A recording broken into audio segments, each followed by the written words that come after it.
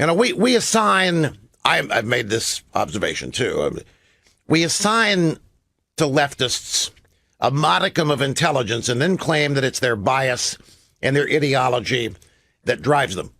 I'm being forced here to revise my own thinking that a large part of what propels these people every day is just flat out stupidity. Genuine stupidity, genuine ignorance, dumb stupidity.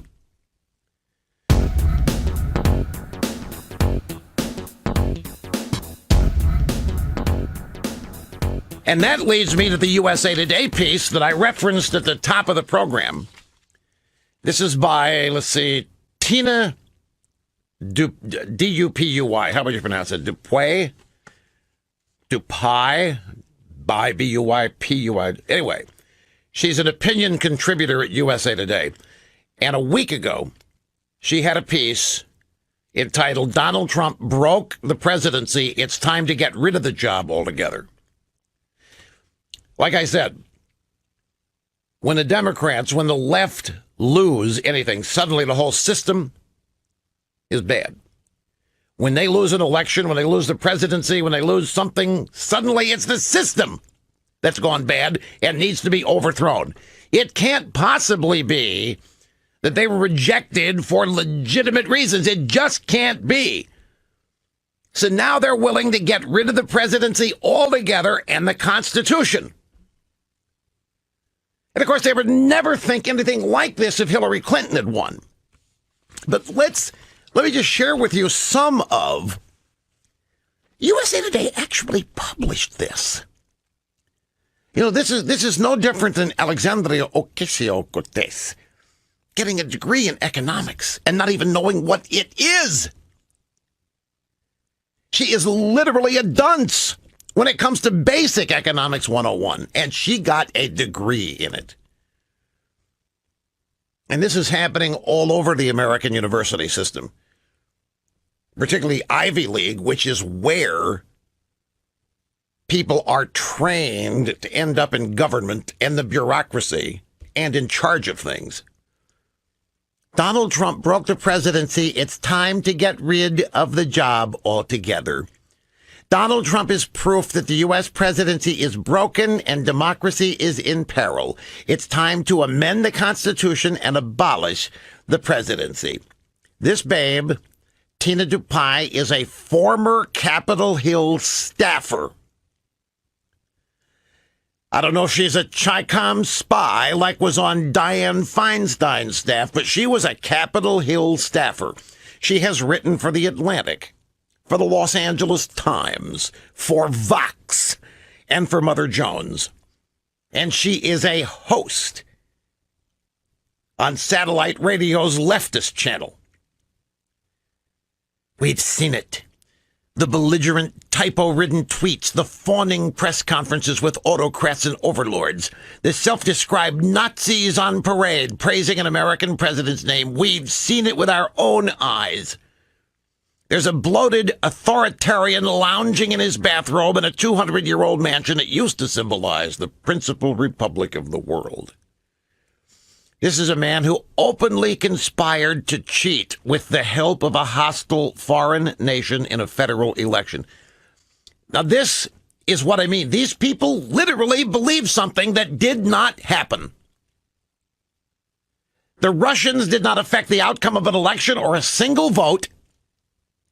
It's the Democrats that worked with Russians to sabotage a campaign, not the other way around. And this woman, published by USA Today, a former Capitol Hill staffer, is embarrassingly dumb. There's no other way to describe this. It's not enough to say she's wrong or misguided. This is just genuinely stupid. I need some... Is it hurting my argument to call them this? I've tried every which way. They're misguided, they're incorrect, they're wrong, they believe the wrong meaning. But this is just, how do you write this? You lose an election, it means that presidency is no longer worthwhile. It's been sabotaged. The Constitution needs to be amended. This is a man who openly conspired to cheat with the help of a hostile foreign nation. On election night, he came in second place, yet due to a scab of slavery in the Constitution, the Electoral College, this usurper has the full power of the most powerful military in history, command of the Treasury, the absolute power to pardon, and he can unilaterally annihilate millions of people with his command to deploy nuclear weapons. He has made refugees begging us for mercy into orphans, hoping it will deter other asylum seekers, because he can. He's now poised to put a man in the Supreme Court, Brett Kavanaugh, who believes in supreme leaders. Russia attacked our country. The target was Hillary Clinton and liberal democracy, and they hit their mark. No, Tina, this is the great irony. The Russian target was Donald Trump. If what you believe is, if you believe the Russians meddled, now, you go look at the Trump dossier, the Steele, go look at all of this stuff. It was designed to destroy Donald Trump, Tina. If Donald Trump is Vladimir Putin's puppet, then why are Russian agents creating material designed to destroy Trump? It doesn't make any sense. Russia attacked our country. The target was Hillary. No, Hillary Clinton is working with the Russians. Vladimir Putin wanted a derelict in the White House. Vladimir Putin wanted somebody he knew he could dominate, manipulate, control. Vladimir Putin wanted somebody in the White House he knew he had already bought. And her husband. If you're stunned that President Trump is still in office because he's so horrible and so unpopular and so obviously corrupt, you're not alone. The overwhelming majority agrees with you. Only about 25% of eligible voters voted for President. Grab them by the...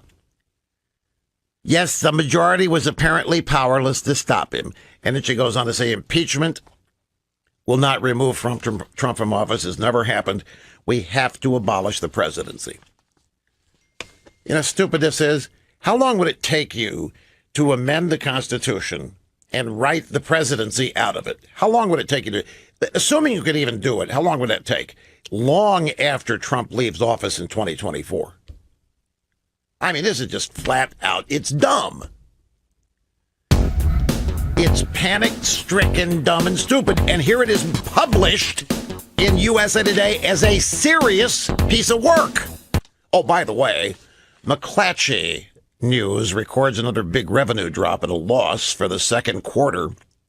McClatchy's part of the 100 newspapers colluding against Trump. Unsurprisingly, McClatchy added a new chapter to the hard luck story of the company and a legacy newspaper industry. Second quarter financial results announced Friday. The bottom is dropping out of many legacy news organizations.